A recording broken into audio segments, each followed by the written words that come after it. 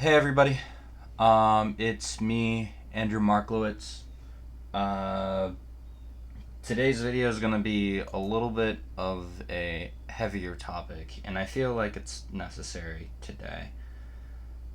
Because we're seeing a lot of it lately, and I'm sure this is where people question this the hardest, and people don't have a hard time understanding these things. And that's evil and suffering, and how is really the problem of evil has already been answered. I'm going to try and demonstrate that in this video. I'm still learning a lot of philosophy. I still have a lot to figure out when it comes to philosophy, so I probably won't give the best answer in the world on this one. But I also want to then bring up my own challenge to the idea of suffering as well, and I feel like I can do it both in one setup. So, first things first, what we have to do is we have to define terms and we have to concede points. That's kind of what you have to do. You have to be limiting to allow to concede premises, and you also have to then define terms. That's what you do in any debate. Anyone who doesn't want to do that in a debate isn't wanting to debate you. They're just trying to frustrate you. That's a good way to figure out, are they trying to actually have honest conversation with you, or are they just trying to frustrate you? That aside, let's go through that. So there's a few things. Let's talk about the concession. So the concession that's premises for this is often that if God is all powerful and all knowing, he cannot be all good, and if he is all good, he cannot be all powerful. No. That doesn't work at all, and we'll get into that, why that doesn't work at all, pretty soon here. Then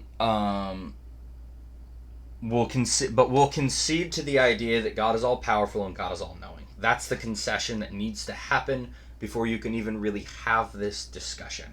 Your opponent needs to be fully willing to concede to the idea, at least humor the idea, that God is all powerful, God is all knowing. Okay? From that premise and perspective, you then need to define evil and define suffering. Evil would best be described as any immoral action taken. And then you need to define suffering, which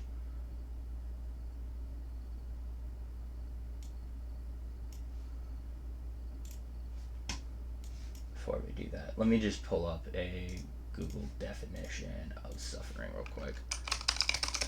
Suffering. Okay. And we'll define that by just the Google definition, which is the state of undergoing pain, distress, or hardship. Okay, so these are our terms, this is our premise, this is our setup. So, how do we prove that thinking that God must be evil is just a bad take and a bad premise? So, the next concession that I would recommend you have your opponents give you is have them define the world as finite.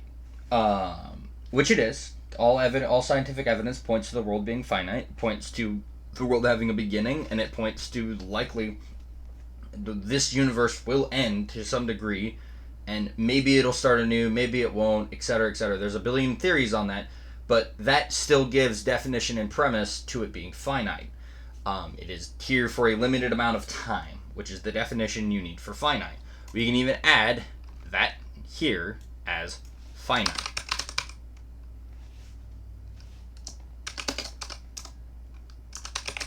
Limited to time is what we'll call finite, and what we'll limit it as. And we have it as a small definition here because you can totally have your opponent concede this later in the debate. So, universe is finite, right? What does that mean? Then you have to think about, okay, what does that mean for good? Well, since the universe is finite, only so much good can be done in it before it ends, because it's on a term. there's a maxima or an ultima amount of good that can be produced in the universe before it ends. Well, great thing we have here. God is all-knowing. God is all-powerful. Therefore, even though God is not limited, purely because the universe is, he can set up and acclaim and obtain the maximum amount of good possible in a universe.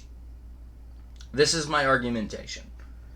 Because God is all-knowing and all-powerful, he is aware of what good and evil are, right? He knows what they are, right? So, if he chooses to act evilly, we would know that.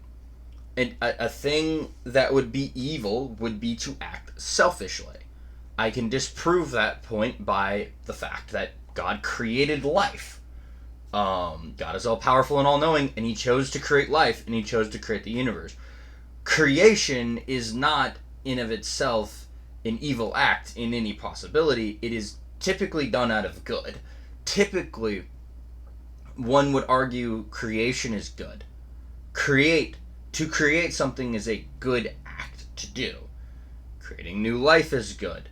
Creating works of art is good, etc., etc., etc. There are more things that are created that are good, typically, than that are typically created for the purpose of evil. Typically, things aren't created for the purpose of evil. Typically, they're created with the good intentions of that item in mind.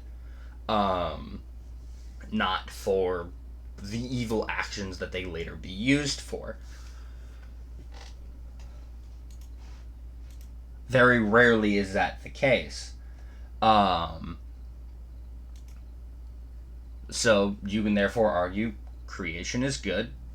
God took a good action there. Took several good actions there.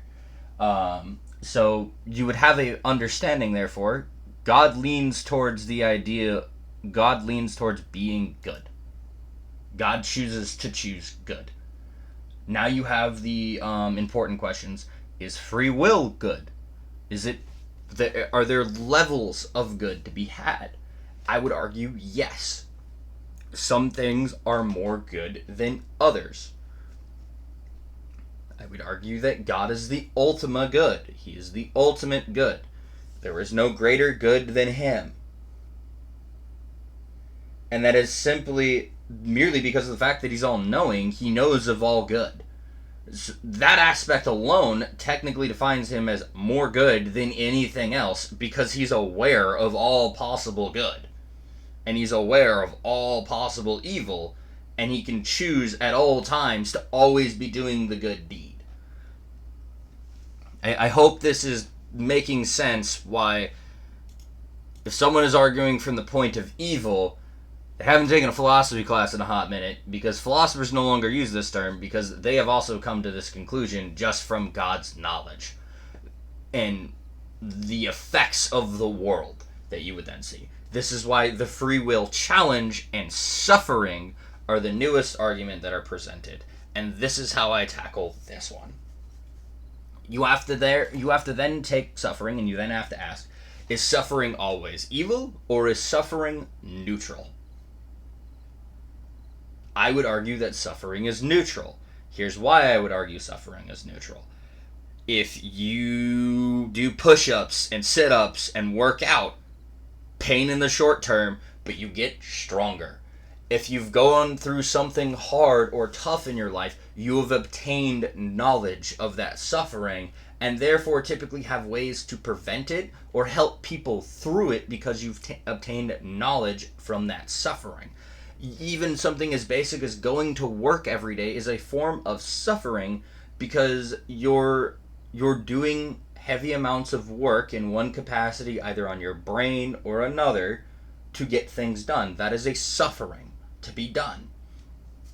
But the result is you make an income, you make a living, you have a quality of life for how much you have suffered.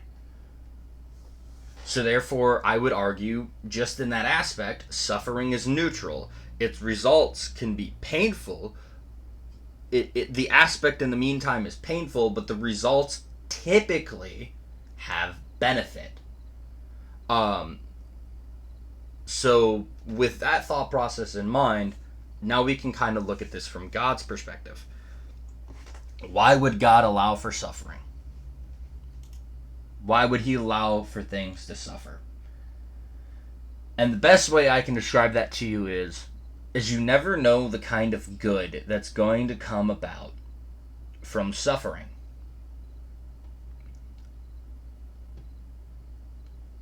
I'll bring up my own, for example. I'm classified as something called permanent depressive.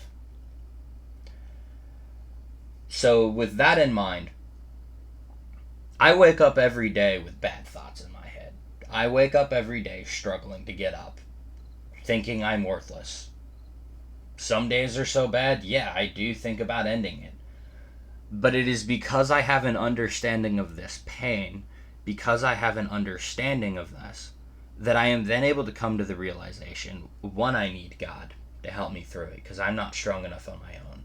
And two, through that constant pain, I'm able to help others with their bad times and their suffering. When I can just tell when someone's in the dumps, and I can just go to them and I can kind of guide them through it and point to them, hey, this is fruitless, hey, this is good, hey, this is fruitless here, don't do this. Think about something this way.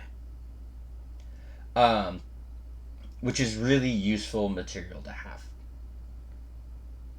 So this is kind of where I can make a self-pointing story to, there are benefits of doing good.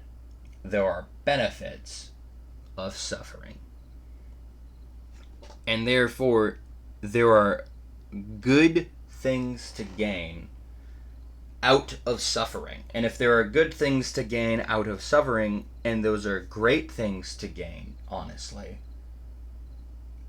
then all suffering, there is no meaningless suffering, because you are not all-knowing. So you do not know the point of that suffering at the time, but God would know the point of that suffering at the time, and would be able to use it for good in the future.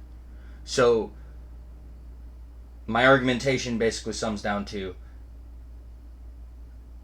God cannot be evil because of the fact that he is aware of all good, and he has continuously chosen not to do evil and act self-interestedly. Self-interestedly would just be to blow up his creation and start again. He has chosen not to do that. Every time, even in the Bible, he has chosen not to do that. And suffering has purpose. And as long as something has purpose and can be of greater use in the future, and even be used for good in the future, it has a point. And if it has a point, God can use anything for a point and potential for good. That's my argumentation and thoughts on it. This has kind of been an idiot's thought process on that. Tell me what you guys think. Like, sub, comment. Catch you guys later.